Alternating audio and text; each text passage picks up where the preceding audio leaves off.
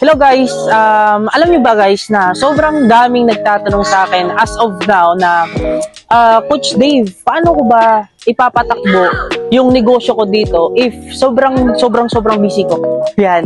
So, ito yung mga questions na mga nare-receive ko sa mga qualifiers, sa mga clients ko, na especially pag OFW. And una, pag sinabi nating OFW, sobrang busy po talaga. And yung pinakaunang kalaban po talaga nila is oras. Kasi bakit?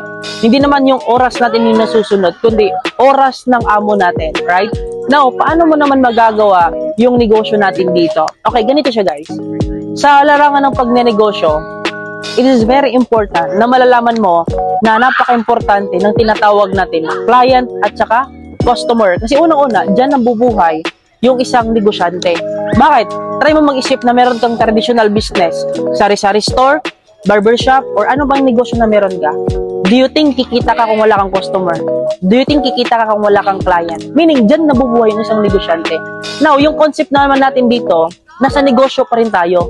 Nasa business industry pa rin tayo. Meaning, nabubuhay pa rin tayo dito ng kailangan natin ng mga client at saka customer. Now, Coach Dave, yung question ko naman, since kailangan natin ng client at saka customer, kailangan ko ba talaga mag-invite ng tao, mga kakilala ko, kaibigan ko? Yun din yung mga kasunod na mga katanungan na mga nare-receive ko. The answer with that is no, hindi mo na kailangan. Kasi meron kaming proven and effective system na pinapatakbo dito. Ano ba yung sistema, Coach Dave? Yung sistema kasi yan, ganito siya guys. Pag once nakapag-start ka, heads up natin yan yung pinadala mo sa office, process natin yung account mo at saka yung insurance policy para sealed and protected yung family mo. Pagkatapos dyan, i-register ka po namin or bibigyan ka namin ng access sa aming sistema. Now, ano yung sistema? Yung sistema kasi para kasi ito siyang tindahan na nasa online, nasa Facebook. Itong tindahan ito, umuikot po ito siya sa buong Pilipinas. Hindi lang dyan, umiikot din ito siya sa buong Middle East. That's why, na-meet ka ng coach mo. Diba? So meaning guys, hindi mo na kailangan pa na makilala, kaibigan, meron tayong sistema. So tao na lang yung lalapit, mga customer at clients mo na lang yung mga lalapit. Now, pangalawang question to Coach Dave, bilang ako OFW, busy ako eh. Meaning kung may client ako, coach, ako pa rin yung kakausap sa kanila. Nice question, kasi bakit alam mo, hindi na po ikaw yung kakausap sa kanila. Kasi ganito, may system na tao na lang yung lalapit, may mga advisor na din dito, like isa na din ako doon, para kakausap na lang sa kanila. Now, ang rule mo na lang dyan is i-deliver na lang ng tama yung script para magtatagpo yung client mo at saka customer. I mean, yung client mo or customer at saka yung advisor mo or ako. Yun. So, dinideliver mo lang yung script para magtagpo yung dalawa. At saka ang good news pa dyan, full commission mo pa matatanggap. Wala talaga yan kaltas. Kumaga, kung meron kang traditional business, sumasahod ka pa.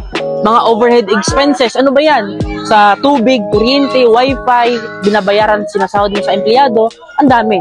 Diba? So, let's do the math. Every person na kikitain mo, 6,000 pesos. Again, meron kang 10 inquiries araw-araw na mga natatanggap sa system mo. Now, sa 10 inquiries per day, ilan yan sa isang buwan? Umabot po yan siya ng almost 300 inquiries sa isang buwan. So, numbers game. Hindi naman lahat, diba, na nag-inquire, sumasali. No, hindi talaga lahat yan. Pero, since marami yan sila, yung 300, malaki pa rin yung batting average na merong sasali. Kasi bakit? Kami na yung nagpe-present. Mataas yung kumpiyansa or confidence level namin dito. And buo yung servisyo namin na ibibigay. Now, sa out of 300 inquiries na yon, at least 10 na lang yung sumali. Not bad, kikita ka ng 60,000. The question is, okay lang ba sa'yo na kikita ka ng 60,000 in just 1 month? Diba?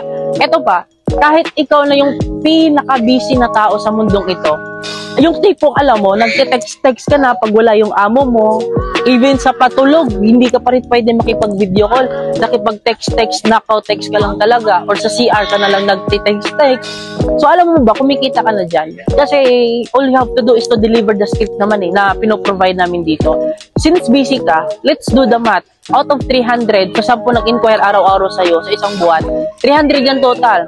Sabihin na lang natin 5 yung nag-survive. Sa 5 taong yan, alam ba yung kikitain mo dyan, i-times mo siya ng 6,000? Nasa almost 30,000 pa rin yan.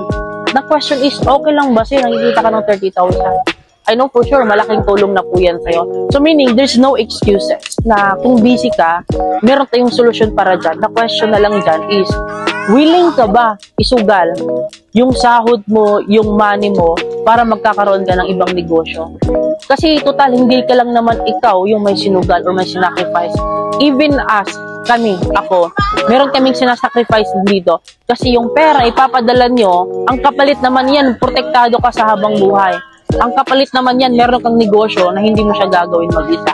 Kaya napapansin mo, Pard, kahit madaling araw, gising na gising pa rin kami. So, hindi ko napapatagalin pa, di ba? Para kung gusto mo pa na mas marami kang matutunan in this kind of video, di ba? Para mas marami kang matutunan, kaya stay tuned para marami pa kaming i-share sa iyo in related the business para equip ka, equip yourself. So, once again, this is Christian De Villarino, your online top dog. Happy to serve mo.